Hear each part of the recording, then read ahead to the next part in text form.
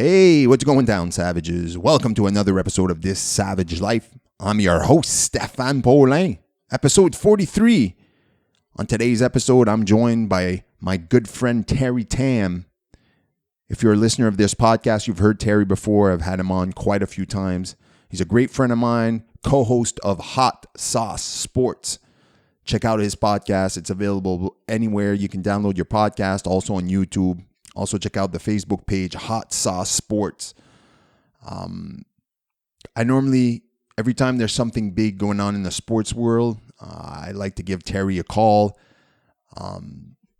because, like I mentioned, co-host of a sports podcast. I always enjoy talking to him about anything. We just happen to, a lot of the times, talk about sports and MMA and fighting and all that stuff. He's a brown belt in Brazilian Jiu-Jitsu, so we share the martial arts aspect of it too.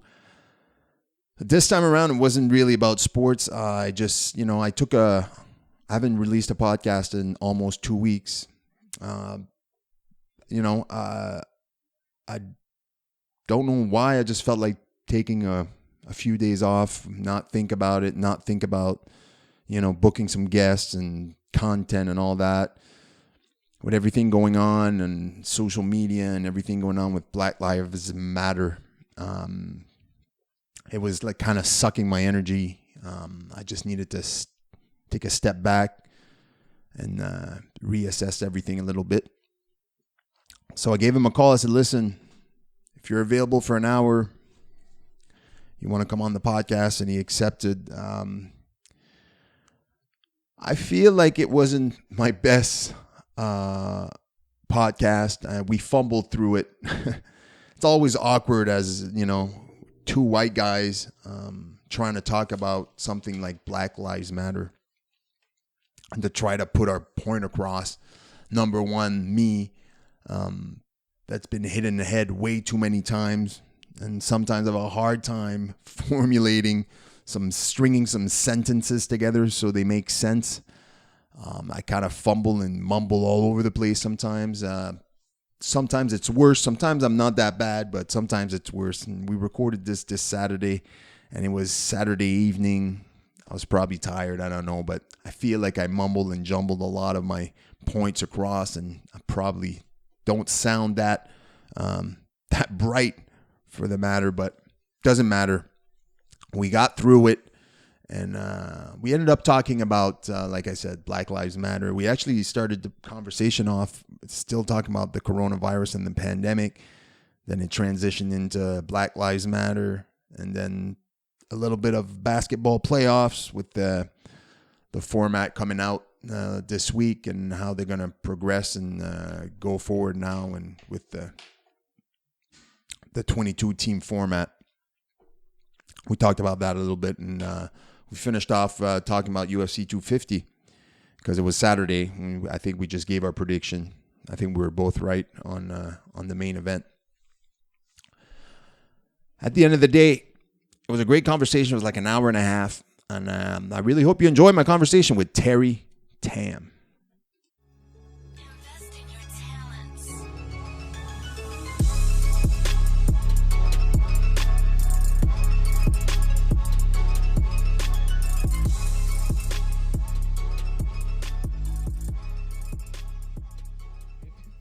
Avoid legal snags by telling people they're being recorded.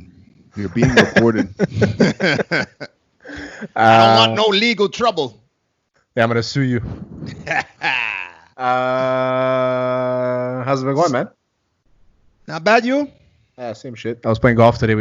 It started raining, and it rained hard for like 5 minutes. We were trying to find a way out, and then as we get to the parking lot, it stops, and then it never continued raining. So I missed like half a round of golf because of my friends were impatient. Are you real? Oh no, fuck! It rained here. I don't know, where did you go? Dorval. Yeah, so it must have been because it rained here for a bit, but it wasn't that heavy. It sucks that you miss. What hole were you on? The 12th. Pretty much half. Yeah. Were you having a good game or? I had a few holes were good, but I wasn't having a good game. My front nine wasn't great at all, but I was getting my drives because my drives are always bad, man. I always slice so far left. If I fix my drives, I can shave minimum probably like I'd say 10 to 15 strokes off my game every round. Really? Oh yeah, for sure. Because everything else is fine. I putt well, I recover well. It's my fucking drives, man. I slice it so far. It literally goes like 150 yards, and then it slices another 50 yards left, all the time. Not all the time. Ah. I'd say 90% of the time. It's fucking annoying. But yeah, I'm trying to play as much as I can this year. It's not the first time you're playing this year? No, it's the second time. I played last week too, and I'm playing Thursday and Friday again next week. And then I'm gonna try and play like 1 or 2 games a week, minimum one That's game. awesome. Yeah. It's nice to be outside, man. It's all fresh. Is there a lot of people playing? Today there was a lot. It's a Dorval, right? So it's always packed. It's always full. So it's okay. like, yeah, because it's like in the middle of the West Island, so everybody goes. It's convenient. They don't have a lot of rules when it comes to like clothing or anything like that. So a lot of people go, and it's like it's back to back. Like there's people right in front of you and people right behind you. There's no time to fuck around, so you're always moving. I don't like going there too much, but it was nice actually. The course they took care of it, and so it was really cool. I liked it a lot. It seems to be one of those sports that they're really recommending this summer in the area. It's one of the first sports they recommended for kids. Oh, yeah? Well, I mean, they talk. I hear a lot about it because it's like that and stuff like badminton, stuff that people can play far away from each other, don't have to touch each other. I mean, badminton. At this point, is it even still a thing? This coronavirus, like it's not in the news, so I'm assuming I haven't heard from it in so long. It's not in the news because something else caught our attention. Yeah, exactly. But like people seem to is. forget about it, though, right? Yeah, it's whatever catches your attention. And then right now, the hot topic is Black Lives Matter has come back, and it's I don't know what to expect with coronavirus. Is it real or is it not? I was under the impression that after like 6 weeks, we saw the numbers kind of declining a bit. And I was like, okay, we're going to get back to normal. But it seems like everybody's so fucking scared. I have a friend who refuses to meet up with me for a coffee. I told him we don't have to touch each other. We can walk 5 feet away from each other. I don't care. And he's like, nah. He's like, why don't you just come to my house? Like, what's the difference? Yeah. He doesn't want to be in public, but he's going to his favorite coffee spot to pick up his order. But he won't meet me for a coffee and go for a walk. It just doesn't fucking make sense, man. Some people it's just way too much. I've started to the point where I'm like, I'm going to do everything I want to do. And if I start feeling sick, I'll quarantine myself. Yeah. But I don't feel sick. I never have a sore throat. My nose is never running. I started cycling now. I got a bike. Yeah, I saw that. That's awesome. Yeah. I got a really nice bike for my birthday. So it's like, I'm just trying to do as much as I can while everybody's not out. You know what I mean? While everybody's just stuck at home doing nothing, I'm trying to do as much as I can, You have to. It's like at a certain point, you kind of have to get back to normal.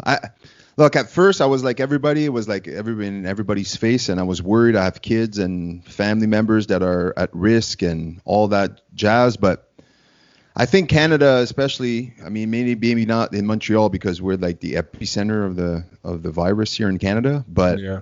As a whole, like we were proactive enough that it didn't escalate to the numbers that you see in the States, right?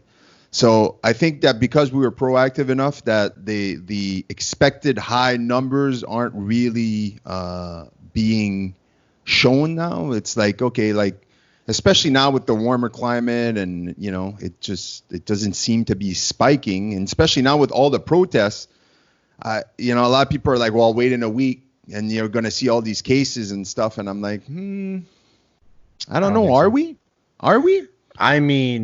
We should, if what they're saying is true. Exactly, right? I just don't think that it's that big of a deal anymore. And I've always been like, okay, I'm gonna do what I have to do because the government says, okay, everybody shut it down, stay home, all that stuff. And I did that. I stayed home. I didn't see anybody other than my girlfriend came over once in a while. Other than that, I wasn't really seeing anybody. And then I was like, slowly, I was like, I would start going to the grocery store and, maybe to the SAQ if I wanted to get a bottle of wine. And then I'm like, Yeah. okay, you know what? I have a box of gloves in my car. I'll wear them at the grocery store. Fine. I'll throw them out when I leave. I have a mask. I have a nice mask. I wear it once when I go out sometimes. Yeah. If I go out to like the grocery store or let's say to Walmart or whatever, I'll wear it. But other than that, I'm driving everywhere. I work a couple times a week. I'm just doing what I have to do. I see my friends. I see my family. Like we went over to my brother's the other day, and my stepmom, she didn't want to come in because she didn't want to risk getting my brother's girlfriend sick because they're expecting. Mm-hmm. And I gave her shit. I'm like, just come in the backyard. Like, we're going to be in the backyard. We're not going to be inside, whatever. Yeah. Like, everybody's so scared. Just do what you have to do. And if you get sick, stay home. That's it. That's all you have to do. I'm like you. Like, we started going to my in-laws outside, in the backyard. They have a backyard. We bought a pool for the kids. We installed it last week when it was warm. Kids played outside. Like, we stayed away, but at the same time, like, we were enjoying ourselves. We were able to see our family. I go see my mom, once a week if I can, and we just kind of like, we stay away from each other. But at the end, it's like they're starting to reopen all these things like sports and all this thing. They're becoming like a bit back to normal with all these rules that I find. Like, I saw the rules like yesterday for like outdoor sports like baseball and stuff like that, and I'm like, oh man, like. Yeah, that's another thing. My rec league, my football league, was looking to get into it, and they sent out this whole questionnaire. If somebody is on the other team is sick, do you want to play? If somebody on your team is sick, will you quit the season? Like, all these weird questions. I'm like, just fucking cancel the season and just start fresh next year. That's it. Yeah, that's kind of my thought too, because I saw all the rules for my son's baseball, and it's like they're highly recommended that you wear a mask. Like, imagine when it's like 40 degrees outside and you're trying to play a baseball and you think your kid is going to keep a mask on, and what happens if I don't wear it?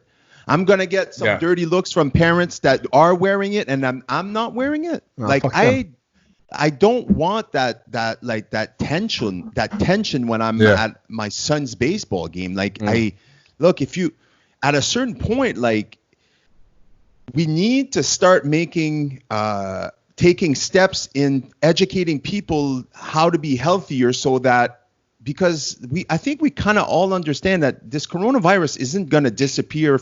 We're not going to show up in October and go like, hey, what happened to coronavirus? Oh yeah, it's not a thing anymore.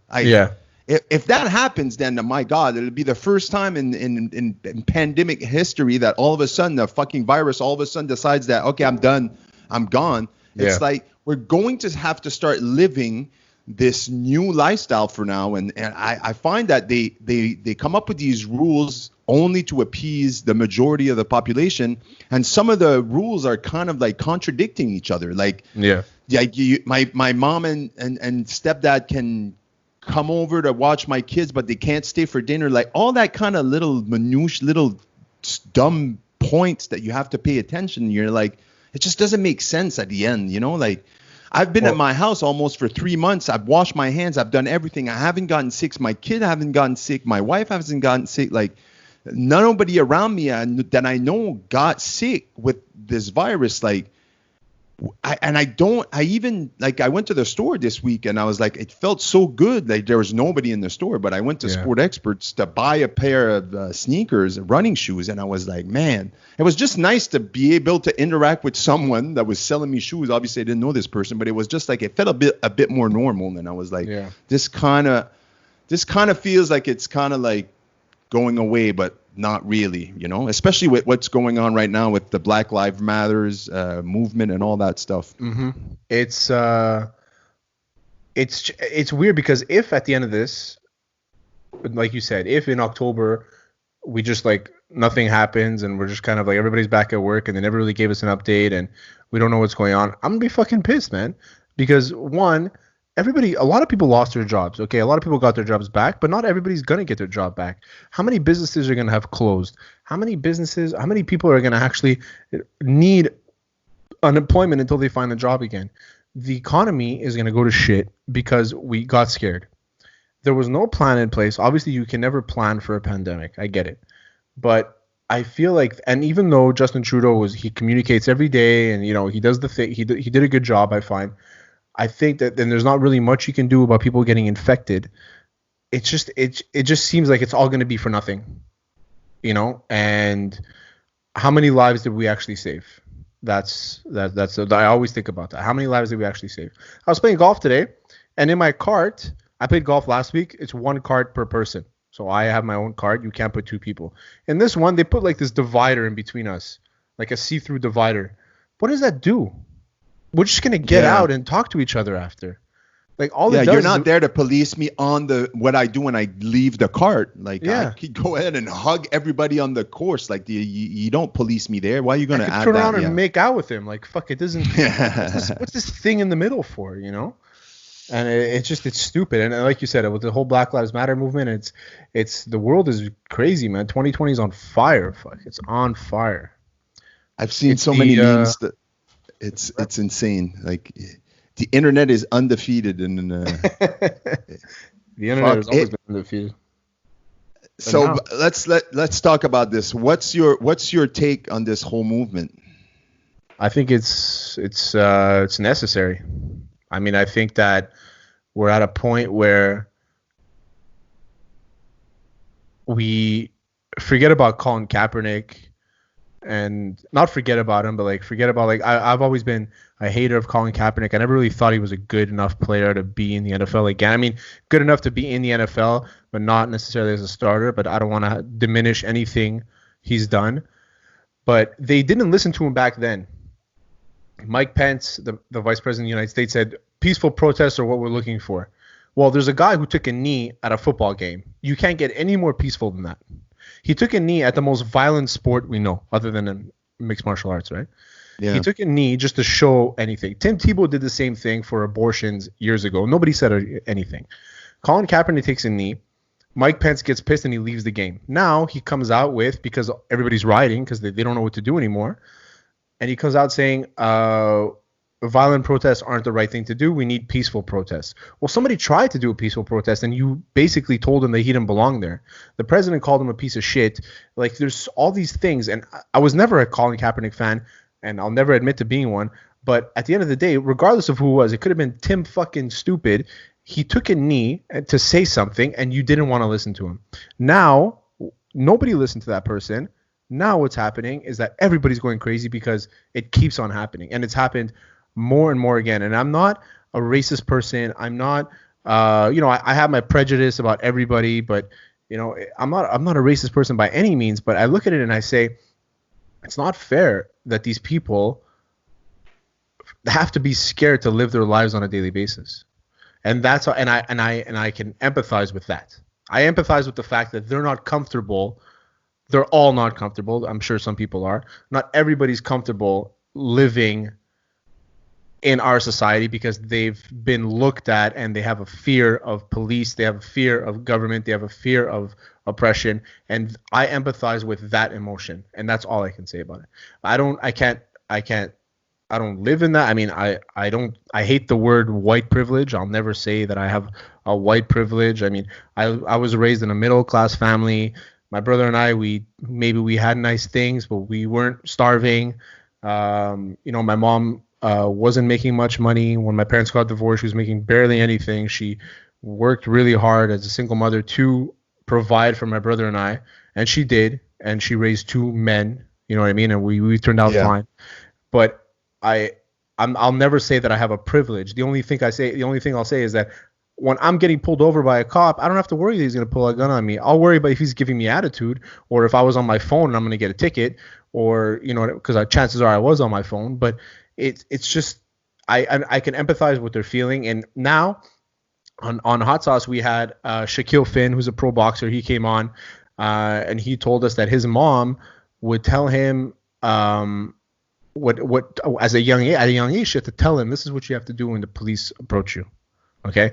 Russell Wilson, the quarterback, who's probably the most clean-cut person I've ever seen. Nothing he ever says isn't thanking Jesus. He said that his father told him never go into a gas station with your hands in your pockets. If you like, just hands out of your pockets all the time. You never want people to have a reason to think you have something on you, and it sucks. My friend Akeem, who's a comedian, came on and he said that his parents had to teach him how to be approached, and how to talk to police officers. I don't know about you, Steph. I've never been taught any of that. I've never been taught like, oh, you make sure that you listen to them because they might snap on you. No, I was told you get pulled over, you take your ticket, you leave. I've never had a fear in my life. And I watch all these videos, Philando Castile, and now with George Floyd, and everybody wants to come out and say, oh, George Floyd broke into a woman's house and held her at gunpoint. He tried to rob her. Okay, fine. Forget about the person George Floyd. The name George Floyd to me means he represents the bigger picture. I'm not going to make George Floyd a martyr, but I will not sit there and ignore the fact that he was murdered. Those cops didn't know that he had broken into a woman's house 12 years ago. In 2009, He broke into a woman's house. He spent 5 years in jail, whatever. Those cops didn't know that. Those cops attacked him, tackled him, 3 people to 1. You and I know both know, Steph, that some people don't need more than one person to bring somebody down. There's a lack of training in the police. Montreal, I don't think we really have that problem.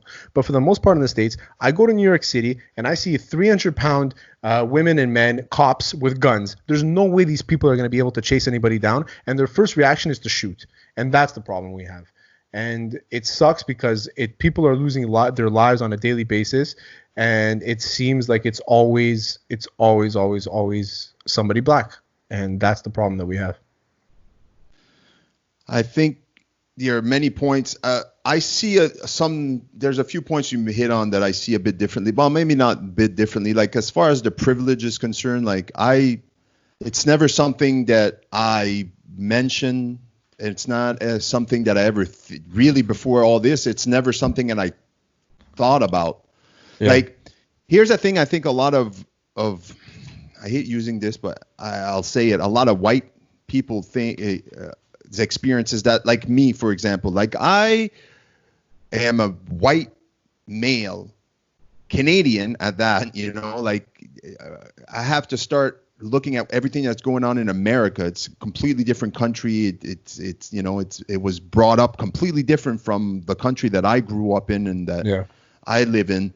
But like for me, I grew up in a small town that has 5,000 people, and there was barely, if any, black family, maybe one or two, a few Asian families. Like I was not surrounded I was surrounded by mostly white people, and we lived our lives peacefully, and we didn't discriminate because we didn't discriminate because we didn't have the chance, mostly because we were surrounded by nothing but mostly white people. Yeah. And I feel like there's a great part. It's the thing I'm hating about this whole Black Lives Matter, not that I hate, but that it's brought up, is that I see so much division right now on social media with this. It's either you're on one side of the spectrum and then you're on the other side of the spectrum, and then you guys, it's like everybody's shouting at each other. Mm-hmm. The people on the left who want to virtue signal that they're not racist, a lot of them just keep sharing and posting all sorts of stuff. And I posted a video today and I said, like, I stand behind the movement of Black Lives Matter. I have family members, I have friends that I consider brother that are black. Like, I stand firmly behind the movement because I do believe that after, educating myself and really paying attention, I like I said, like I'll never be able to relate to a black person because, like I mentioned earlier, like I didn't grow up fearing the police because of the color of my skin or being oppressed or discriminated against and called certain names by other ethnicities. Like it's never something that happened to me. I'll never be able to understand how it feels to be pulled over as a black man and be scared that I might be dragged out of my car and beaten and cuffed simply because they were scared that I might have had a gun or, you know what I mean? Like all based on the color of my skin.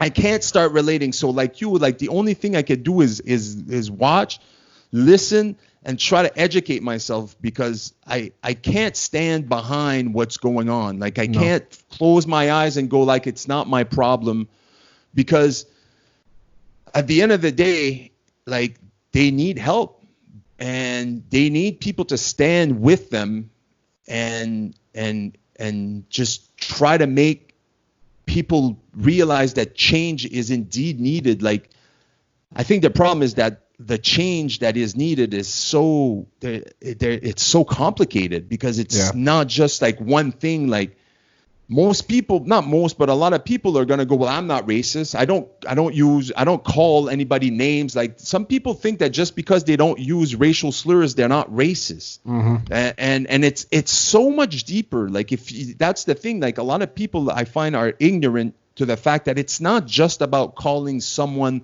a name or discriminating in certain ways. It's that systemic racism is so deep, especially in America. Yeah. And here people in Canada, people tend to like, well, it's not like here we live in Canada. Is there really racist? Like, come on.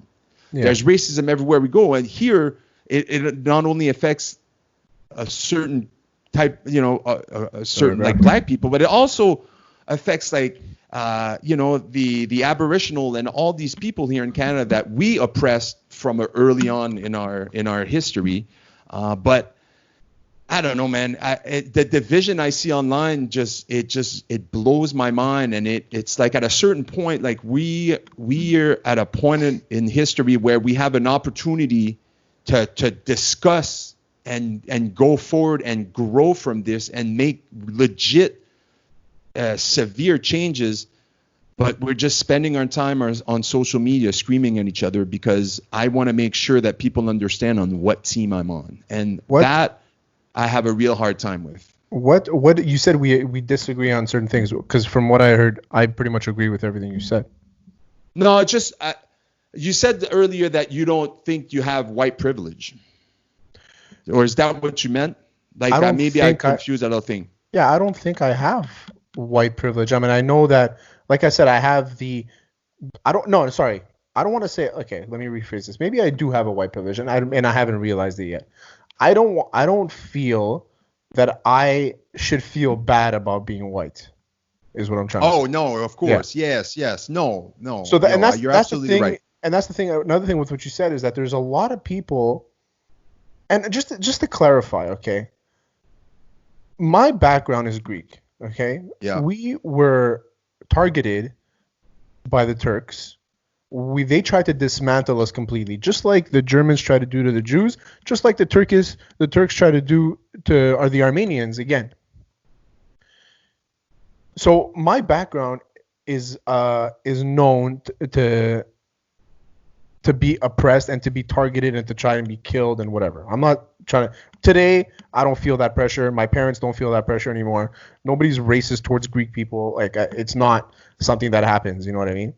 Yeah, of course. But I shouldn't feel bad about being raised the way I was, and that's the point I was trying to say about my mom. Is that we weren't loaded, but we were okay. Like I didn't have to worry about not eating. You know what I mean? She can take us on a vacation once a year, or if I needed a new pair of shoes cleats for football, she can get them for me. But at the end of the day, I shouldn't have to feel bad for it. And what you said before is that everybody's screaming at each other. Right now, it's everybody's screaming at each other because everybody's trying to play the victim. Okay, everybody's trying to play the victim. There isn't a victim in the situation. There's a situation that we have to deal with. Let's deal with it. The victims are the people that have been murdered and killed and attacked and the police brutality, that are affected by police brutality. Those are the victims. The people that are online and talking shit that don't know what the hell they're talking about. Like me, I have no idea what I'm talking about. we are not victims. All we can do, and all I've been trying to do with the guys from Hot Sauce, is just talk to people that where we respect their opinion. We brought on, like I said, Shaquille. He gave us his perspective. Pease had a nice intro on our last episode. You know, just to show everybody like where we stand.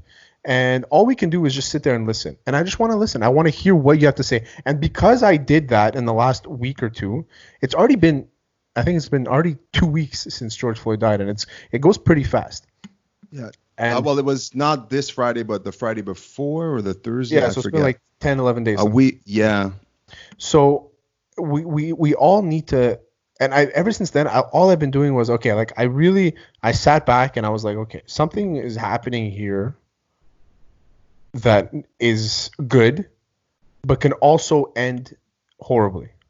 And what I mean by that is that we can yell at each other to the point where nobody wants to listen to us anymore. Where we can yell and yell and yell and yell where nobody wants to listen anymore. That's why all these peaceful protests, I'm all for. The rioting, I'm against the looting. I'm not against the rioting. I'm against the breaking stuff and stealing stuff from stores. I'm not against cops walking through with like their protection shit and people throwing water bottles and eggs at them. Like that, I don't care. If that's what you want to do, if that's the message that you want to send it. I'm not going to be a part of that because I'll watch it from a distance. I'm not going to go and try and hit a cop that has a baton, a gun, all 700 of his friends there that are just waiting to respond. You know what I mean? Yeah. I'm going to sit back, listen, talk to the people around me that I care about, and get their perspective, and I'm going to try and treat them differently than I treated them if I had treated them wrongly before. And that's all I can do, and that's all anybody can do, really. Because the people that are getting arrested for looting, their message isn't being sent. People don't understand is that, one, it's not the people that care about this movement that are rioting. It's the people that are trying to benefit from this movement that are rioting. The people that are trying to benefit from this movement that are rioting, they're either stealing, or it's Antifa, which I'm completely against Antifa. I think they are the biggest terrorist organization we have in North America. They're the ones that are breaking stuff and cracking windows and making it worse than it is. They only show up when times are shit. They don't show up when things are going well. And I'm anti-Antifa. And that's what's going on right now. There's a small faction in Montreal, and they're all over the place now. And they're the ones. If you watch all these videos, it's never the black people that are breaking stuff. Okay, it always starts with these white guys in masks dressed all black. You watch these videos, and that's what you see. And then slowly, people start like, oh, he's breaking stuff. Let me break this. And then it becomes this shit show. And I'm getting to the point where it's like I can't even watch that stuff anymore because it doesn't. I can't hear it. You know what I mean? Like it doesn't send me any messages. All I can do is tomorrow actually at Loyola, there's going to be a silent protest kind of thing where everybody's going to go to Loyola at the football field, and they're going to take everybody's going to take a knee, and I think they're going to take a picture, and Montreal's going to try and be like at the forefront of peaceful protests and things like that in Canada, which I respect. And I mean, I can't make it tomorrow, but I would have liked to have been there. And things like that, I'm all for. I can't, but those messages, like I said, those riots and those lootings, I can't hear them. I laugh at them. I laugh at the people stealing cheesecakes. I laugh at the people stealing mannequins. I laugh at the guy running out of a Van store with 6 boxes of shoes. He sees a cop, he falls on his feet and he loses all the shoes and he gets arrested. I laugh at these things because it's stupid to do that. It's stupid to ruin small businesses. It's stupid that a guy who was trying to feed the people that were protesting gets shot by a police officer. You know what I mean? For feeding them because they're hungry or because he's just trying to do a good thing, trying to keep everybody friendly, and he gets shot for whatever reason it was. At the end of the day, nobody's listening to each other. As soon as everybody calms down and starts listening, then the problems are going to stop. And honestly, the people that are posting those fucking pictures online of their friend on top of their neck and saying, "Oh, look, he's not dead," you're stupid. Okay, first of all, I don't know what training they got to say that if you can talk, it means you can breathe. He didn't choke of asphyxiation. He choked because you cut circulation off to his fucking brain. And you and I know this because The that's blood what, choke. yeah, and that's what happened to him. They basically made him brain dead. And maybe he had a heart attack because of it, and that's how he died. And people don't realize that all you need to do is talk to a fucking blue belt in jiu-jitsu and they would have told you the same thing. You know what I mean? And that's what that guy that was standing there recording trying to tell him. He's like, listen, I trained jiu-jitsu. You're choking him out. You're killing him. And he's like, no, he can talk. He can breathe. That's the stupidest thing I've ever heard in my life. Stupid. I think to go back on one of the things you mentioned during your point is like the yelling is the thing that right now that like it gives me like real anxiety when I scroll on my timeline and all I see for 3 posts is somebody on the left and all I see after is somebody on the right screaming back, or like even in the conversation, like it's like you, I was quiet for about a week because I had to number one, I had to step back and go like, listen, how do I see this? At the end of the day, what happened to George Floyd is 100% wrong. They murdered that man, and they should be punished. There's no ifs, ands, and buts about it. In my point of view, I stop there. This is how I see it. The problem that I see now is that not only are we going through this movement, which is louder than ever before, and it feels a lot different than it's ever been before. I've never felt like this because of one thing like this. And we also live in a cancel culture where everybody on the left wants to cancel everybody on the right, and everybody on the right wants to cancel everybody on the left. And once they're done canceling each other, like a lot of people are doing online right now, it's blocking and canceling and unfriending a lot of people, then their little bubble then becomes only the people that they agree with. So you're not giving yourself an opportunity to grow if you only surround yourself with people that agree with your point of view and that like to tap you on the back. Is like, yeah, you're right. That was a great post. That point was made. Like, look, I don't want to debate. Like you said earlier, like who the fuck am I? Like I could barely string sentences together sometimes because I've been hitting the head so much, and I stutter through. Like sometimes I try to make smart points, but they come out all crooked because my brain sometimes just doesn't want to, it just doesn't work, and it doesn't work properly, so I can fucking put it all together. But at the end of the day, what I feel inside is like, fucking just stop. Like I don't understand how certain people don't get it yet, how it's not all lives matter. Right now, it's not all lives matter because there's a certain portion of the population, black, that don't think they're included in the word all. Yeah, exactly. And if you can't understand that and you just go, well, all lives matter, I think a lot, honestly, I'm going to say something, and I thought about this today. I think a lot of people that keep screaming all lives matter they do it because they're too much of a coward to really say what they really want to say, and that is white lives matter. Exactly. And they say, well, all lives matter includes white, so I'm going to get behind that movement and tell people, well, wait a minute. It's What's all wrong? lives.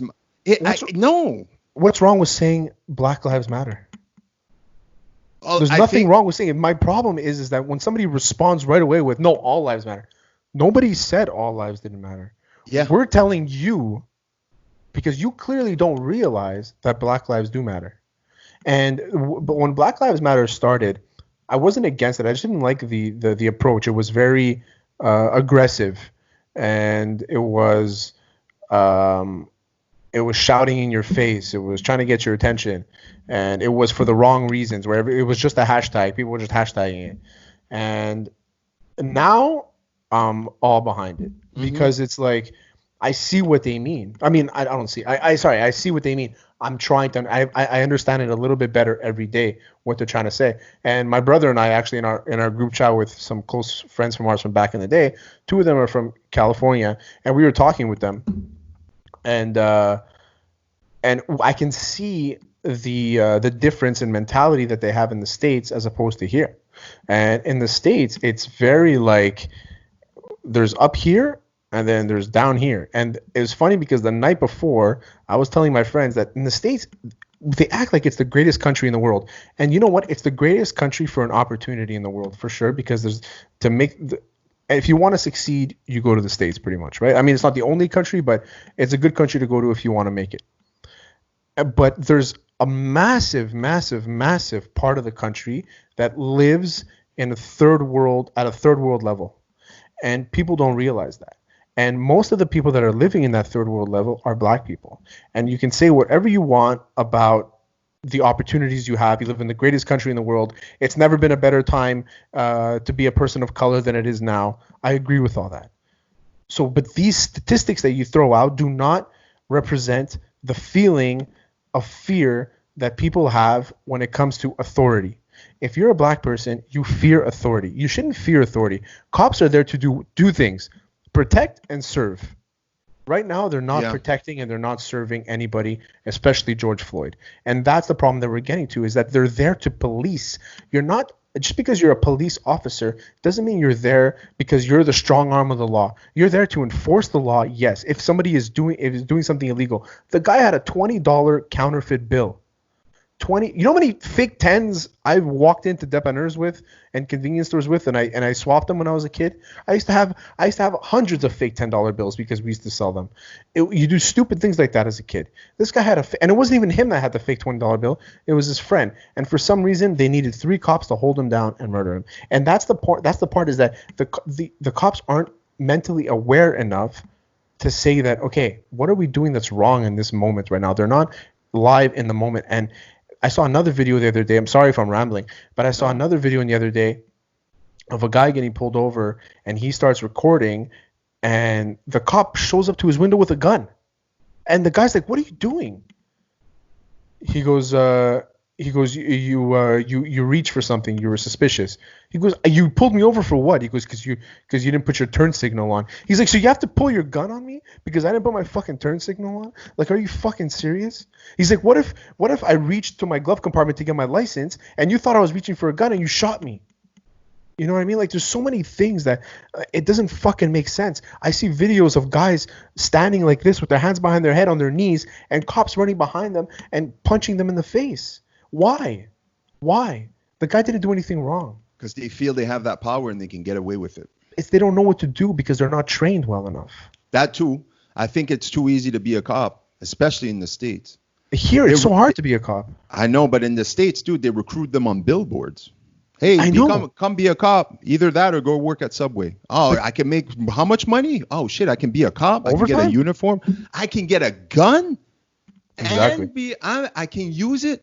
That's why the best message that was sent was by the Minnesota Vikings. The Minnesota Vikings, as soon as all this happened, they canceled their contract with the Minneapolis, the police department, for security at their games. So they'll probably hire like a private company to do it. And that's good because that takes away a lot of overtime for all these cops that rely on that overtime to pay their bills because they're not paid super well. Let's say you're paid, I'm going to throw a number because it all depends on the state, $50K a year. $50K a year, you never know who's going to have a gun or who's going to be dangerous enough to shoot you or stab you, okay? Yeah. And all you're trying to do is make a living for your family. And I get how stressful it is to be a police officer, especially in the United States. I get that 100%. 90% of the cops are good cops and they will not do anything wrong. But those 10% that don't know how to handle stress properly, that have 18 complaints about them, that don't know that when your knee is on somebody's neck, that just because he's talking, he can't breathe, like these people are the ones that need to get out. And another thing you said is that it's too easy to become a police officer in the States. Back to my point about in New York City, I've seen 300-pound men and women in police uniforms that will not be able to do anything against somebody that is running away from them or that is stronger than them or knows a little bit of martial arts. They cannot do anything. So their first instinct is to take their gun out and shoot. And that's the problem. It's too easy to shoot somebody nowadays. And I'm pro-gun. I'm pro. Like if you pass the background test and you don't have any mental health issues and you don't have any priors and whatever, you should be able to own a gun if you want to go hunt or if you want some protection at home because you have a family, whatever. But I'm also not for just because you have a gun, you should be able to use it whenever you want to use it. That's another thing. I don't want to walk back what I said. Maybe saying that it's too easy to be a cop is the wrong thing. I think the standards need to be higher. Yeah, The yeah, standards to I agree. be a cop, like if you're over 250 pounds and you don't know any self-defense at all, like jujitsu or any sort of martial arts, and look, I hate to sound like a fucking meathead because, oh, well, you got a background in martial arts and you know what to do. Dude, you have a job where in a blink of an eye you can be in a fist fight with someone because they just don't want to get arrested. Yeah. Does it has nothing to do with the color of their skins.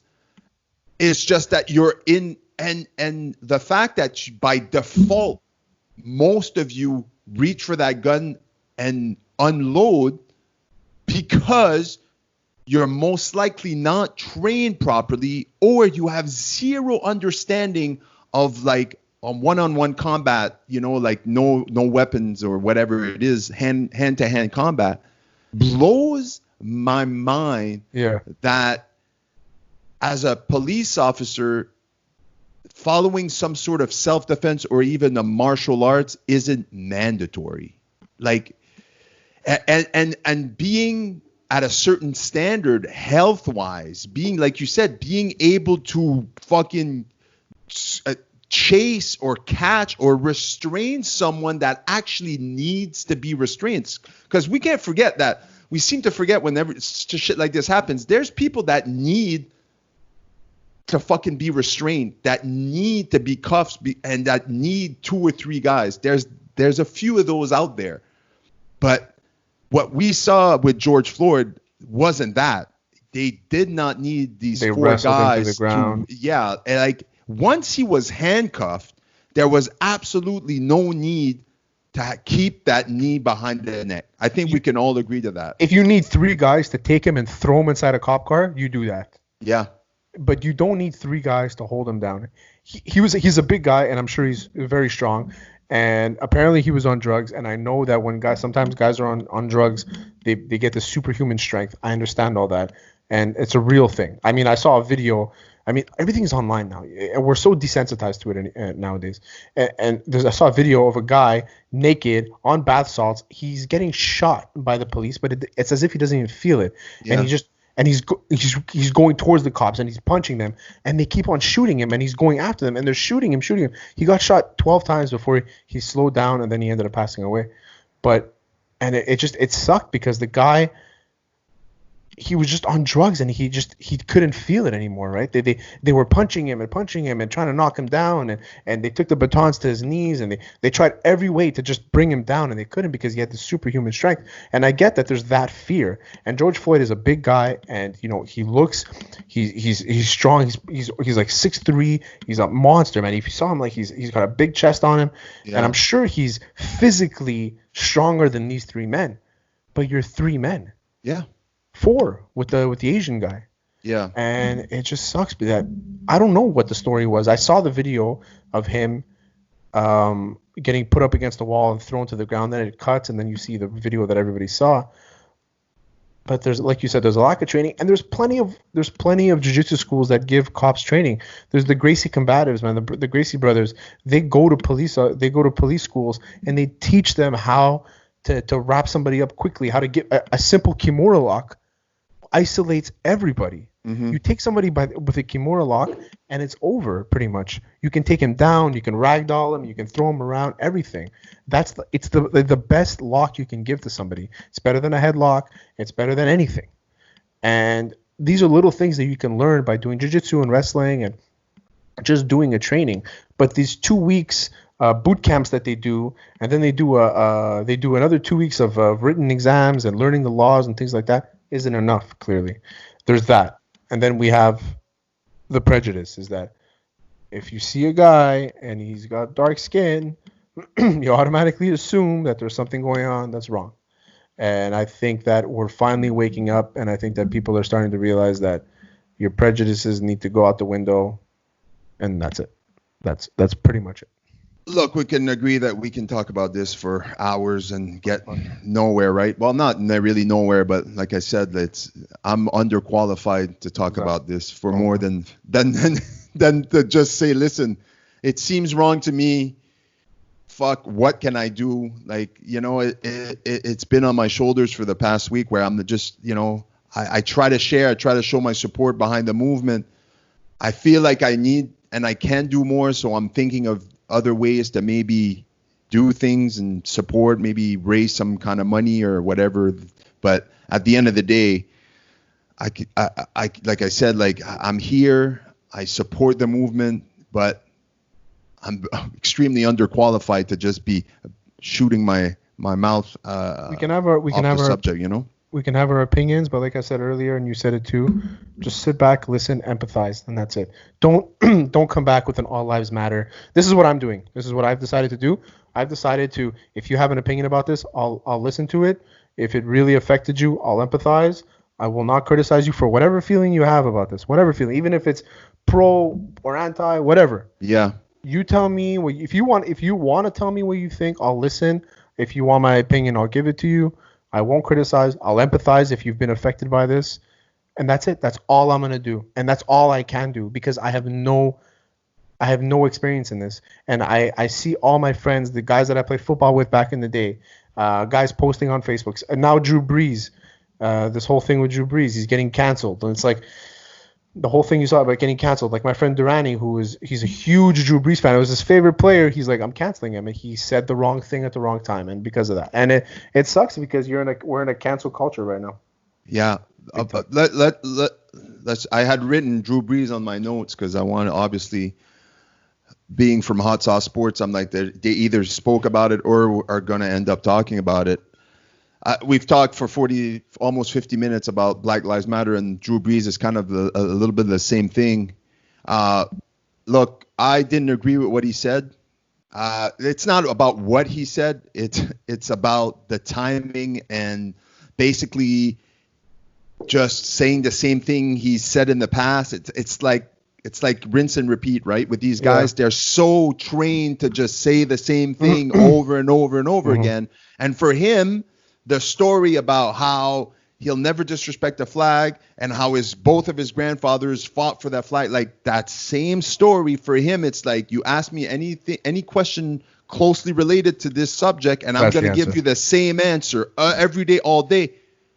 And last week, when he was asked that question, guess what? Autopilot, get the answer. It's like, boom, banana. And then he was like, whoa, wait a minute. It's the whole that Bill Burr skit, the Manchurian Candidate, Yes. It's like you're taught something your entire life.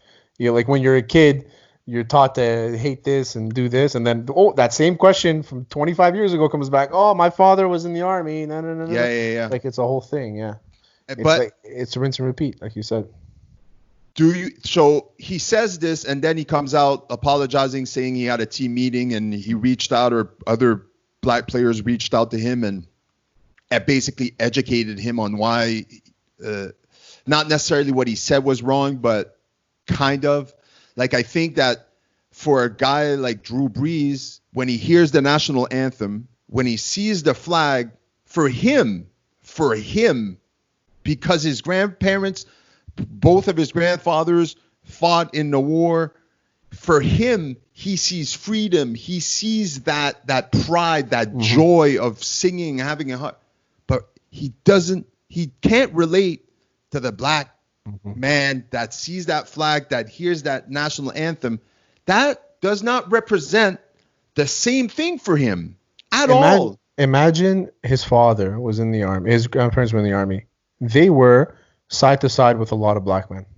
Because there was a lot of black men that got drafted into the army, especially going to Vietnam. There was a lot of black men that got drafted into the army. They went and they fought for this country. Imagine you going to fight for a country, and then you come back here and you're treated as if you're nothing. And that's what they've been experiencing for, let's say, 100 years in the United States, 400 years total slavery. Yeah. It seems like it's, and I'm not going to come, they're not slaves. Black people aren't slaves here, but they are being oppressed and they are being held down, and they're being held down by the government that they support, which is the worst part to me. Okay. The left side of the government, which is far from the other side of Drew Brees, is holding them down and using them every 4 years to get votes and get money to campaign. Now back to Drew Brees. Drew Brees said something like you said. He said something rinse and repeat. He's also one of the guys that when this whole thing with Colin Kaepernick started, he was one of the guys that knelt. He went on a knee during the national anthem as a team. The New Orleans Saints decided we're going to take a knee during the national anthem, and they did. And there's pictures going around of Drew Brees on his knees during the national anthem on one knee. So where is his opinion coming from? His opinion is coming from, this is what I've been taught my entire life. I'm just gonna spew it out. I don't think he meant anything bad by it by any standard. No. I think the question came to him and he just said, well, I don't see what reason it is to disrespect the flag. He should have said something right after. I don't think there's any reason to disrespect the flag, but if you feel strongly about something, I think that whatever you want to do it, or whatever he would have said. Now, his statement coming back after, the reason why I didn't like the statement, but I'll accept it, is because it seemed like it wasn't him that wrote it. It looked like it was a PR agency that wrote it. It seemed like it didn't come from the heart. If he had made a video and went on, which it's very easy to make a video. If I can figure out how to make a video, he can figure out how to make a video online. And if he just came out and said something, 2 minutes, an apology, I didn't mean it. It wasn't what I wanted to say. It was really poorly timed. I'm sorry. This is what I've done. This is what I'm going to do. Yada, yada, yada. I think the problem would have gone away. But now what the problem is that now that he said that, there's some people that have accepted it. Some people haven't. Some of the people that haven't accepted his apology are the ones that are giving him shit for going back against his word. So everybody's like, oh, now all of a sudden Twitter and Instagram is coming after you, so you're going to apologize. You're a loser. You're a cuck. You're a pussy. You're this. You're that. You should see the comments. It doesn't fucking Oh, no, I saw them yesterday. And I was like, he can't, like I've been saying to my wife for the past few days, why I've decided to not be extremely vocal on social media is because at a certain point, no matter the fucking position you're going to take, you're going to hear it from both sides. Yeah. And perfect example in Drew Brees. He came out, he said, he made a statement. He immediately, most likely, when he heard how it affected listen, here's one of the reasons why I think this right now is different than any other time in history. People on his own fucking team said, fuck you, Drew Brees. Yeah. Fuck you, Drew Brees. Ed Reed, I mean. You saw we posted it on Hot Sauce. I retweeted it and I reposted it, and I had people saying, like, that repost for me, I think showed what position I showed. It's one of the first posts that really cemented where I stood, like on my position.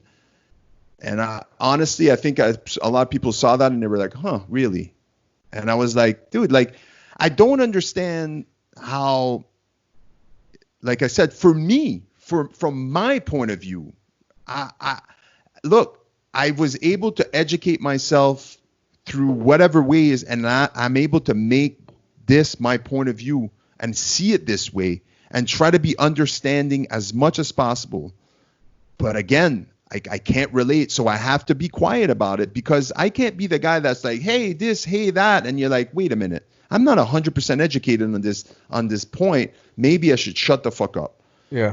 And I think that for a guy like Drew Brees, he comes from a completely different background than most of his teammates, and his teammates are like, yo, like, this is not cool, and they let him know. And I think anytime before this, because he said, he has said in the past the same thing, and his players didn't call him out for it.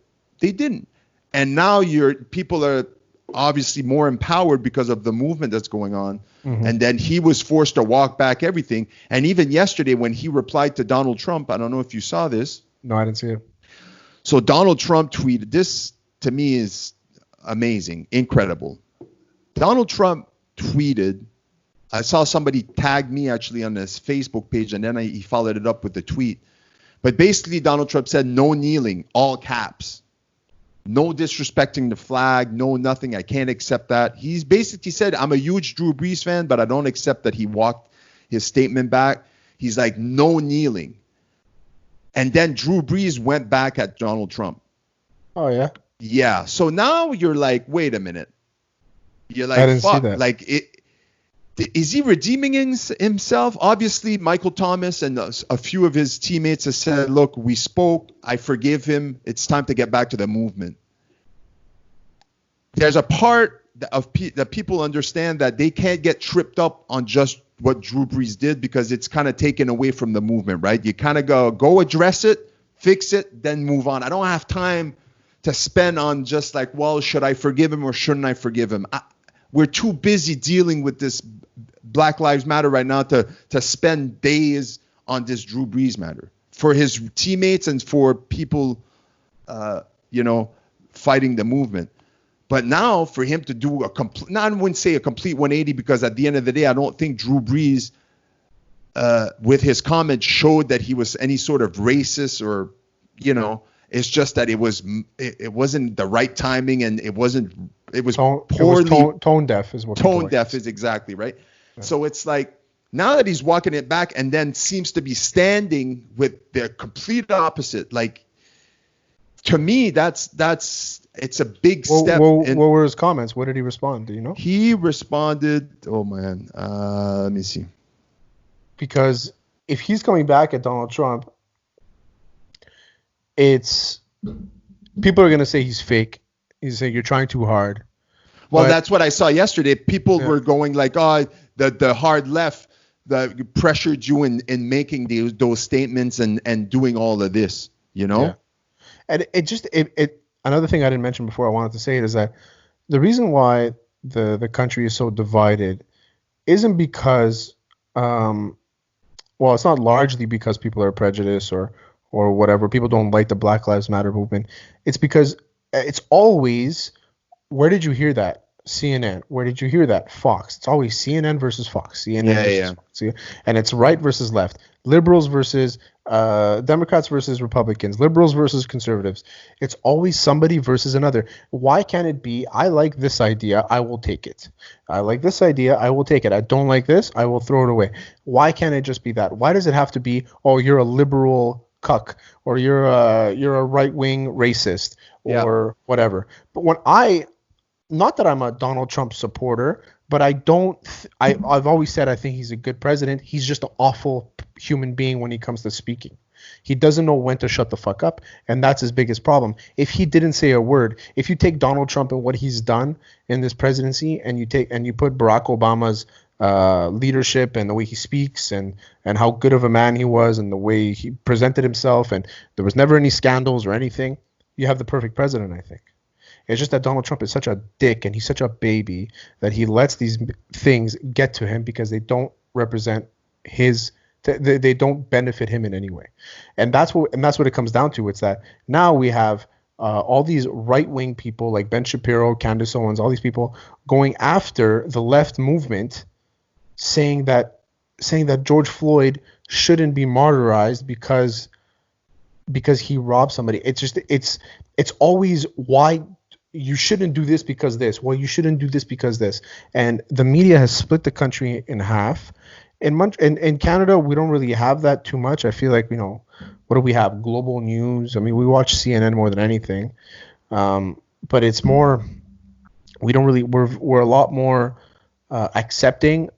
But I will say that living in Quebec, if you're an English-speaking person 40 years ago, you were looked at as stupider by the government. The government gave you easier classes because you spoke English and not French. The government put you in remedial classes because you spoke English, not French. The government tried to eliminate your English language. Still to this day, is trying to eliminate our English language in Quebec because it's not the right way to speak. You know what I mean? So it's like we're constantly fighting these battles and people don't realize that. We even had it last year where people said that if you were in office, you couldn't wear a hijab or you couldn't wear a kippah or you couldn't wear any religious symbol. Why? If that's you and that's your religion, then why not?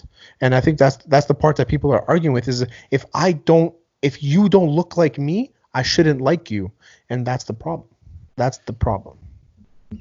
I was trying to explain to my wife the other day. I said it's like we all can see there's a spectrum, right? And then you have the people on the left, but that are all that there's the middle line, right, where you go from being right to left. That one, like there, I think there's a lot of people that kind of have their foot like on one side of the line and then on the other side of the line, because like me, I tend to be more on the left, but there's certain things on the right that I go like, yeah, it makes sense. Yeah, exactly like the same way. I'm willing to listen Yeah. to your point of view. The problem is that way back there on the bottom of the, like way down the road here, there's a bunch of people on the left that all they can do is scream. It seems like the further away they are from the line, they need to scream louder, right? The same thing happens on the right, where the people all the way furthest away from the median are screaming and canceling each other out. And I'm just standing here, people like me and you, we're just going like, listen, get closer a little bit so you can hear what they're actually saying. Yeah. You too get closer so you can hear what we're actually saying. So at the end of the day, we can have a conversation, agree or disagree on certain points, but at least be able to have a civil conversation about our differences and our different point of views, and not all without having to cancel each other out, and all without having to scream at each other because I don't agree with most of what you. It's like it goes back to my shouting match. It's like right now with social media, it's like it's scream this, scream that, and I'm just trying to make sense of all of it, because there's certain thing on the right that I don't agree with. There's certain point of views that I do kind of agree with. So it's like it's a mishmash of information, and you get caught up in the middle sometimes, and it gets frustrating because nothing. At the end of the day, there's no progress being made. It's just we're just going in. Everybody is going in their own different direction, and we're just end up back to square one. People fall hard on their swords. People want their opinions. They want their opinions to reflect everybody else's opinions. They want you to agree with you all the time. Yeah. I will say something to you because I want you to eventually agree with me. I'm not talking to you. I'm not listening to understand. I'm listening to respond is the biggest thing. People do that often, is that they listen to you, but they're not listening to you. They're just waiting for them to spit out their fucking answer. Yeah, they're formulating something else in their mind while someone else is talking. And like, I can't wait to answer this. And it's the most frustrating thing when you're trying to have a conversation with somebody, because it's like, I'm not talking to somebody right now. I'm talking to the thought that they have in their brain. This person's not registering what I'm saying. I'm telling you that this is wrong because of this. What's your opinion? It's not, I'm going to start speaking, and when I'm done, you can throw all your opinions at me. So listen to what I have to say, understand it, and then I'll listen to what you have to say. I'll understand it, and we go back and forth. Like, and as you were saying, the analogy is so far left, so far right, is that when the closer you get to the middle, the less you have to scream. Let's meet in the middle. You ever had a negotiation? Yeah. Let's meet in the middle. And that's pretty much the same thing. And when we had our elections last year, I didn't know where to vote. I didn't know whether to vote Trudeau, Scheer, Singh, or whoever. Well, whoever else was there. And I was set. I was going to vote Conservative. I didn't like really Scheer that much. So I did my test. There's a test you can do. It's called Complete Compass or something like that. I did the test, and it put me literally, a little bit more to the conservative angle, but like smack in the middle. Yeah. Because they ask you a series of questions, then it tells you where you should vote. So it suggested that I voted conservative based on all the questions that I answered. And I did end up voting conservative. Because I also knew the guy that was in my area running. So I voted for him for support. He ended up losing, whatever. But just to say is that you don't have to, just because this person looks like you, that's who you're going to vote for. Okay? It's not the right way to do it. Barack Obama, when he got into office, it wasn't because there was a lot more people voting. He got into office because he's a good speaker. He knows what he's talking about. He's smart. He's intellectual. He's articulate. He's not an asshole. He doesn't have any scandals. When he got in, it's because of that. Now Trump got in because he represented somebody that he represented a group of people that were never represented before, and it's those crazy white people. And I always say that I don't think Donald Trump is a racist, but I've always said that not all Trump supporters are racist, but all racists are Trump supporters. Yeah. Okay. And I've always said that, and it's just the way I feel, and I think I'm pretty right on it. And it's where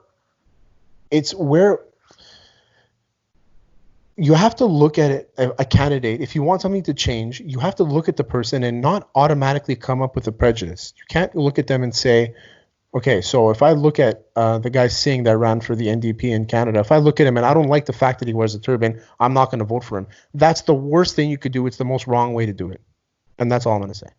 And then you have girls like that Ingraham girl on Fox that told LeBron James to shut up and dribble because he had his opinion about Trump. And then Breeze comes out. She's like, well, he's allowed to have his opinion. Of course he's allowed having his opinion. Everybody's allowed having their fucking opinion. There's the saying, everybody has an opinion like everybody has a fucking asshole. Everybody has one. So we're not listening to each other. And that's what it comes down to. We're not listening to each other. We don't understand each other. And until we can meet in the middle, nothing's going to change. Yeah, well, we got to be willing to listen to each other, right? And once we start, then I think we can move forward. You know, it's sad that a lot of people are so insecure about the team they're on that the minute someone else starts cheering for the other team or another team, they're like, hey, all team matters. No, man, it's not all teams right now. You know what I mean? Like, what do you mean all team matters? Of course all team matters, but we're cheering for this team right now. Is that cool?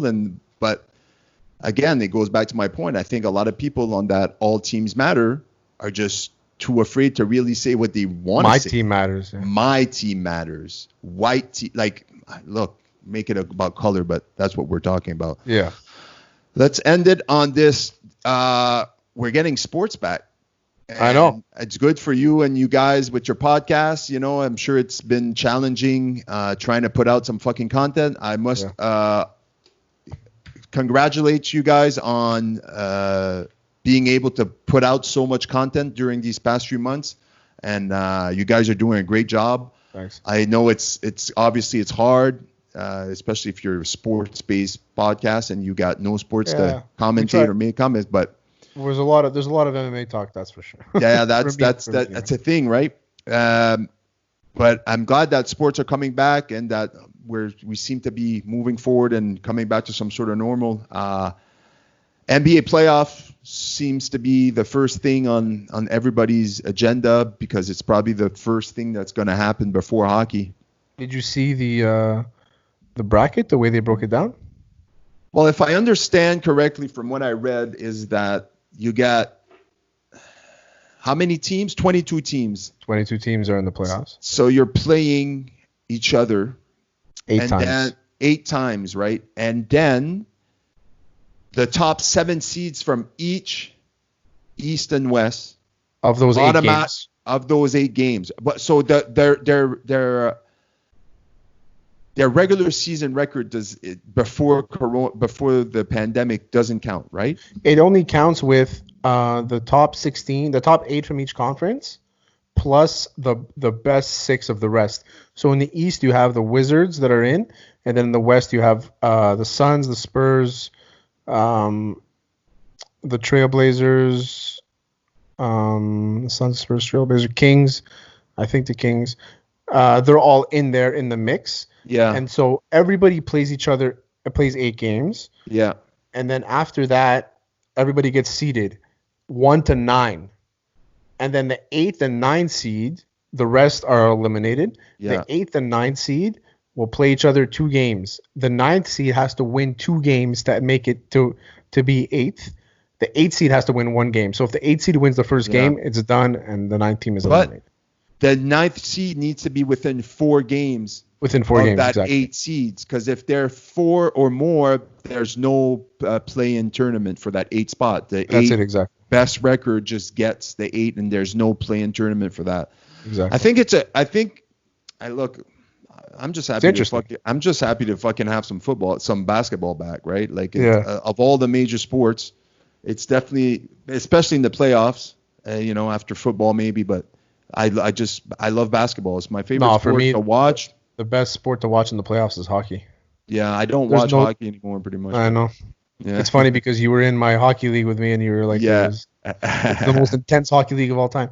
And it's, the NHL playoffs is the best playoffs to watch. Best tournament by far.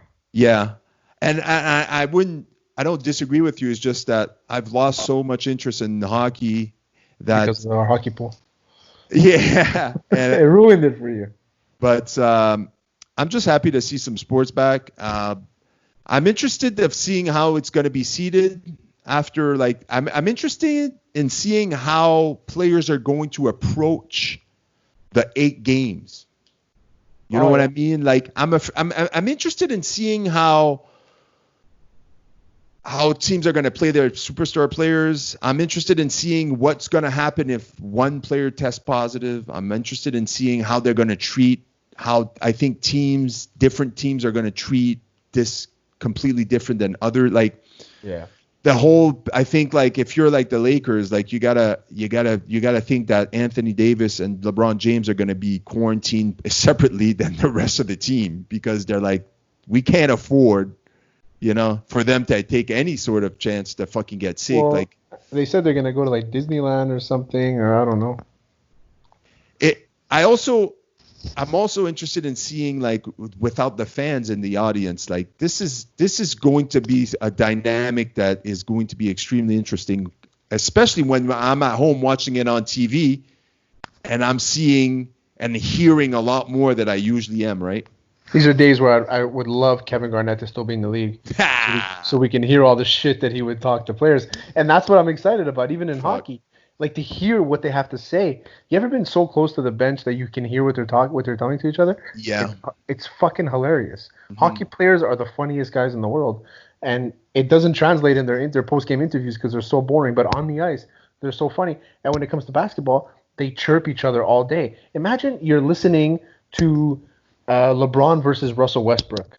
You know what I mean? Yeah. Imagine you're listening to those guys just rip each other. Imagine you're listening to Kawhi doesn't really say much, but just anybody, they're just ripping on each other. Jimmy Butler. Yeah. Jimmy Butler, with him mic'd up, probably the best thing I've heard of, best thing ever. Of all the teams in the that, obviously there's the favorites, but who do you think has the biggest chance? With everything that's gone on, taking everything in consideration, the fact that they haven't played in so long, the fact that they all this and that, this new format, all this, who do you think has the best chance of winning the championship? I don't think Kevin Durant said that he's going to come back. He said he's not. He's not. Okay. So I read today he's not. If he was, then Brooklyn would have been a nice pick for me. I love Utah in this whole scenario. They're a young team. They're quick. They're going to be like start of the season fresh. Where all these other teams, Milwaukee is another example. I'm not a huge Raptors guy, but Toronto is another team. I look at them and I say, like, these guys are stacked on the roster completely across the board. They're rested, okay? As long as they didn't go too crazy with the pizzas and eating out and all that stuff, I think they'll be fine. But if I look at it and I can't take away the fact that LeBron James is 33 years old, he just had 2 months to relax and prepare for playoffs. I can't ignore that. So I think that the Lakers might have an advantage. I'm looking at Utah to be kind of like that team that like might surprise everybody. But at the end of the day, in the East, it's either going to be Milwaukee or Toronto. I don't see anybody else coming out of the East. And in the West, it's a toss-up, man. There's probably 5 teams that can make it to the finals. But I think the Lakers are going to be in the finals and they're going to win this year. I'm going to go out on a limb and say that Toronto is going to repeat because I think it's going to get down to coaching. And I think it's going to be whoever can coach his team the best throughout this scenario and be able to make his team feel like the most normal will have an advantage. What I mean by that is that the coach that's able to calm his player down and make them feel the most at home during these playoffs and try to keep away from all the distractions of no fans, we're all playing in the same city, blah, blah, blah, pandemic, and implement a strong game plan. I think if you look at Nick Nurse and the Toronto Raptors, I think even without Kawhi, I think they have a chance of coming out of the East and making it to the finals and have a chance of winning, in my opinion. I could be completely wrong, but no, I mean it's a great assessment. The only way I'll cheer for the Raptors personally is if they're playing against the Clippers. It's the only way. Yeah. because it'll be cool to see Toronto versus Kawhi. And even though I'm a Paul George guy because he played for the Pacers and I'm a Pacers fan first, but I think that if Toronto plays against the Clippers, I'll be rooting for Toronto. I think I'm not gonna be a bandwagoner like all those other idiots were last year, but I'll root for them for sure. I'll My cheer. my second pick might be the Rockets. I don't know why. Well, why not? Why James not? Harden seems to have some sort of chip on his shoulder to have something to prove. He's had something to prove for years, and I think this is going to be the best opportunity he has to really make it to the finals and give himself and his team a chance to win. Yeah, I agree. I think James Harden is a great pick. Russell Westbrook on that team too, and I like it, man. It's a nice team to watch. I think they can make a run. They're seated pretty low now, so I don't know where eventually they'll be stacked up, but Are the Spurs in it? the Spurs are in the bottom 5 of the West, so I don't think they're gonna make it in though. Yeah, I mean they have a great coach, but I think it's just a lack of talent at this point with them. All Right? I Lack of think the Spurs superstars. made their money when they had those 4 Hall of Famers playing. Now they don't have them anymore, so it's like, who do you have? You have DeMar DeRozan. How much is he gonna bring you? DeMar DeRozan was never a premier guy. He's always a secondary guy. He's the best secondary player in the league. You know what I mean? So. One last thing before we go. Tonight, UFC 250. I know by the time I post this, UFC 250 is going to happen. Nunes or Spencer? How can you? I think Nunes by murder. Yeah. How How can you not say that, right? That's Yeah. my first instinct is how can you not say Nunes by TKO, KO of some sort? Like, you can't bet against her at this point, can you? I don't even know what the odds are. It's probably like 4-1, 6-1. 6-1. There you go, 6-1. I'm gonna put money on that. I'll put money on Spencer. You never know. She might take her back. She's good in jiu-jitsu. She But is. it won't happen. We've seen what Nunes can do. We've seen what she did to Cyborg in a round. We saw what she did to Ronda Rousey in a round. Spencer is a great fighter. She's an Invicta champ. She's great. But she doesn't have that explosive muscle twitch like Nunes has, and she'll be rattled very quickly. I think. But I don't want to take anything away from Felicia Spencer because she's great. She is great. I think she's the third best fighter in that division. Megan Anderson to me is the best one, the second Yeah. best. And she'll get the next title shot if, either way she'll get it. But if Nunes wins, she'll fight Megan Anderson next, and that's going to be a good fight. I think Spencer's chances of winning this fight, like I said, my instinct when I looked at it today, I didn't really look at it before. Just today, I made my DraftKings picks, and I'm like if someone, I always have this friend that asks me, he's like, "What's your pick? What's your pick?" Because he likes to bet on fights and shit. And when I looked at this card, I saw Nunes. I'm like, my instinct is like, she's gonna murder Spencer. That's my first instinct, but.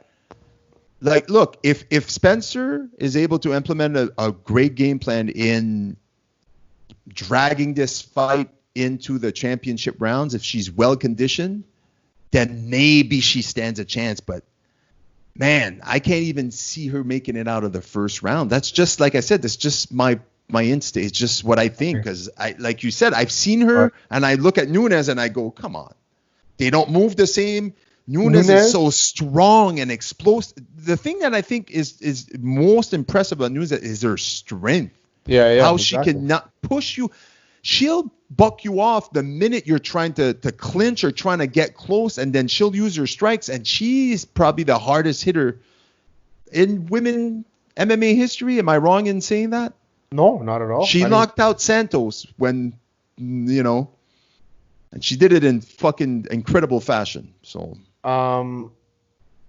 What's her name? Nunes is, for lack of a better word, she has the strength of a man. You know what I mean? Like, she's not, like, when I look at Felicia, it's a weird thing to say, but when I look at Felicia Spencer, I don't see this brute strength. Where I look at Nunes and I see her in training, ragdolling guys and things like that. And Spencer, she's a great fighter. I just don't see it. And I think that Spencer might like put her up against the cage. I imagine this. Spencer's going to put her up against the cage, pin her up against the cage. She's going to take a second to think, okay, what do I do now? And then Nunes is going to explode and KO her. I think that's exactly what's going to happen. She's going to have to go with that game plan of clinching as much as possible to try to fatigue Nunes's arms, like that.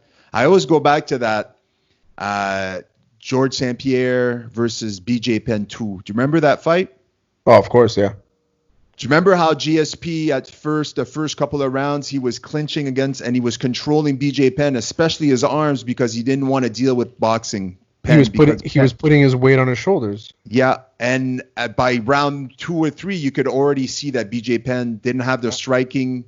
That he was already getting tired. That you could feel that fatigue in his arm, and it was showing. I think a game plan like that would be a good idea, but again, fucking Nunes will shove you away and she'll throw a 4 or 5 punch combo, ended up with a fucking head kick before you can even blink. And I think she's going to have Spencer on her heels from the beginning, and she's going to constantly have to reset herself, and she won't have time to breathe. And Nunes is just going to go bing, bang, boom. It's over. Let's move on to the next thing, you know? I'm excited because at first when I saw this card, I was like, whatever. It's stacked top heavy. And then I look at it across. I see Sean O'Malley's fighting Eddie Wineland. I see Asun Sao's fighting Cody Garbrandt. Yeah. I see Aljamain Sterling is fighting Cody Sanhagen. And those are 2 fights in the bantamweight division that I have a fucking boner to watch. Yeah. And I'm excited to see these fights, and I'm happy they're happening. And I want Cody Garbrandt to make a comeback. I really do. Yeah, I think that he'll win this. I think he'll win this fight. They're both on losing streaks, right? Both of these guys. Cody Garbrandt's on a 3-fight losing streak. Asun Sao's on a 2-fight losing streak. Yeah. Asun Sao lost to Cody Sanhagen. Cody Garbrandt lost to TJ twice, juiced up TJ, and Pedro Munoz. Yeah. So I think he'll take it, but it's going to be an interesting card. I like the last few cards that the UFC has been putting together, and I don't know about you, but this whole no fans thing, it makes them throw down. Like I've seen exciting fights in the last few cards where I'm like, I wasn't expecting it, and I'm seeing these new young stars just trying to make a name for themselves, and they're taking. I see the people that are like, this is an opportunity for me. I wouldn't have been called for this fight. I wouldn't have had this chance, but because a lot of people aren't available to fight and the pandemic and they're afraid, man, I'm seeing a lot of these young guys that I'm like, I even know your name before I fucking check who's on the card, and all of a sudden, exactly. you're who the fuck are you? Like I don't even remember, but there's a guy on the last card. I was like, wow. I picked against him, and I was like, well, was I wrong about that guy? Yeah. And it was like, I fucking love it. It's kind of like rekindling my love for MMA, because I had really taken a break from it, with pro wrestling just being my life for 4 years, you know, and now that I'm like kind of like in between now with you know, me getting injured before all this happening, and now with the pandemic not being able to wrestle, like it's not part of my life, and it probably won't be part of my life until 2021. So I've removed it from my life at this moment, and I just don't think about it. I don't know. Huh? I'll be honest. I don't know. I don't know. I've told my wife, some days I wake up and I go, I'm done. I won't lie. I think I'm done. And then so other days I wake up and I spend my whole day thinking of new gimmicks and new things. And I'm like, you know what? Fuck that. I'm not done. Dude, I'm 39 years old, you know. I'm about to be 40 this year. And I'm starting to feel my body like telling me like, yo, motherfucker, like you're going a bit hard in the paint, and you might need to slow it down a little bit. Yeah. I've been extremely lucky that through 10 plus years of training martial arts and a lot of the times not doing it right. By not right, I mean not eating properly, not resting properly, not stretching, not nothing. Now I'm getting up in age. Let's face it. I might not look 39, but sometimes I won't lie. I fucking feel it. You need to get one of these, man. Yeah, I fucking do need to get one of these. I'm seeing my massage therapist, my massage therapist Jade, next Sunday, because like this week, all of a sudden, like my traps I woke up one day, I couldn't even look up. I couldn't look down. My traps, my neck was messed up. Probably because I didn't sleep right. You know what I mean? It's like I've taken on running now more. I'm trying to run more because I hate it. So I want to be better at it. I hate it and I refuse to do it. No, I'm that type. it's like there's something about it that I just want to, it's like I want to be better at it, and I hate it, but I love it in a weird sense of the way. So I don't know where it's going to take me, but all I know right now is that by removing it out of my life where I don't have to think about it, it gives me more time and more room for something else in my life. And even though that I am 39, and most people say like, well, by the time you're that your age, like you should know what you want to do with the rest of your life. Like at the end of the day, like I have a vision, I have a plan, and I'm working. I'm actually like working really hard towards that plan. But when it comes to pro wrestling, like I said, I removed it out of my life, and for now, I'm not thinking about it. And when the opportunity shows up that we can go back to pro wrestling, chances are I'll give it a go. But I won't lie, there is a chance that I might go, I'm done. So well, you're a great wrestler, and if you continue, you continue. If not, then you made the decision, and I think you're a smart enough guy to know when you can't do it or when you don't, when the heart's not into it anymore. And there's plenty of other things you can do to feed that competition, and it doesn't have to necessarily be competition, but it can be getting back into jiu-jitsu and just competing with the guys at the gym. You don't have to go super hard, but at least you have a focus and you have people that are keeping you accountable. And I think that's the biggest thing. You know what's fucked up? And I will end it with this. When I got injured with my fucking concussion, at first I was like, a big part of me was like, no, I'm done, And I just don't want to go, because this was the worst. And I have told you before, like in other episodes, like this probably was the worst concussion I've had to deal with, like symptom wise, like it was bad and it was long.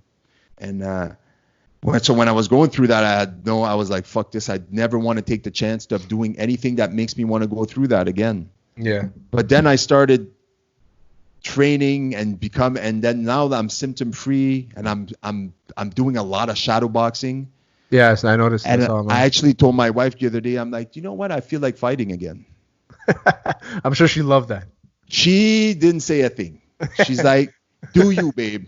Do you? She's like, I've supported you through your life. She's like, I'll support you.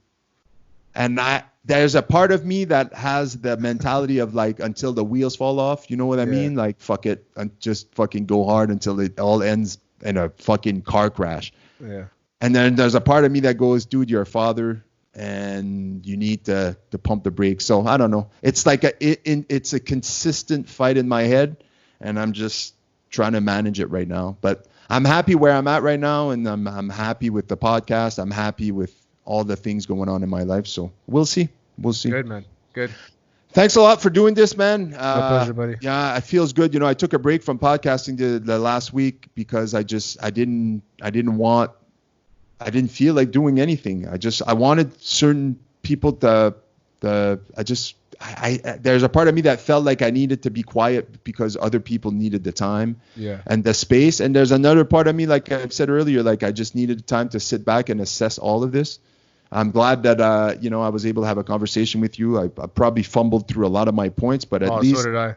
I know. It's a complex thing to talk about, right? So. Yeah, but I'm happy that I was able to talk to someone that I know we can have a good conversation, even if which we didn't, but even if we would have ended up disagreeing on some points. Like, I never want to be combative with anybody, because at the end of the day, it doesn't do anything. I'm just happy I was able to have that conversation. I'm happy that you decided to take the time, even after a long day of golfing. My pleasure, buddy. I appreciate it.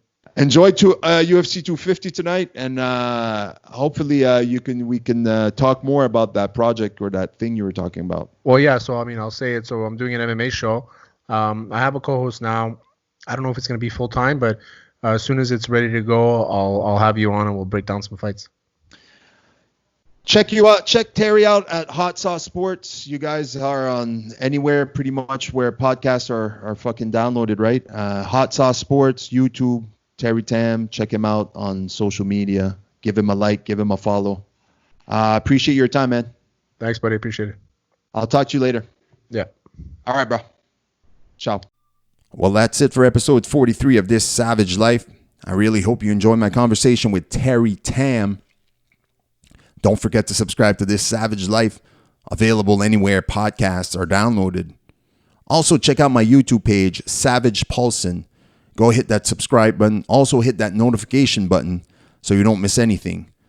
I upload all the episodes of This Savage Life on my YouTube channel. So if you're one of those that don't use the podcast app on your phone or through Google Play or through Spotify or through Stitcher, there's always YouTube. I upload all the episodes there. So go hit that subscribe button. Like I say at the end of every episode, I appreciate the fuck out of you. Thanks again for listening. And until next time, stay safe. Much love, everybody.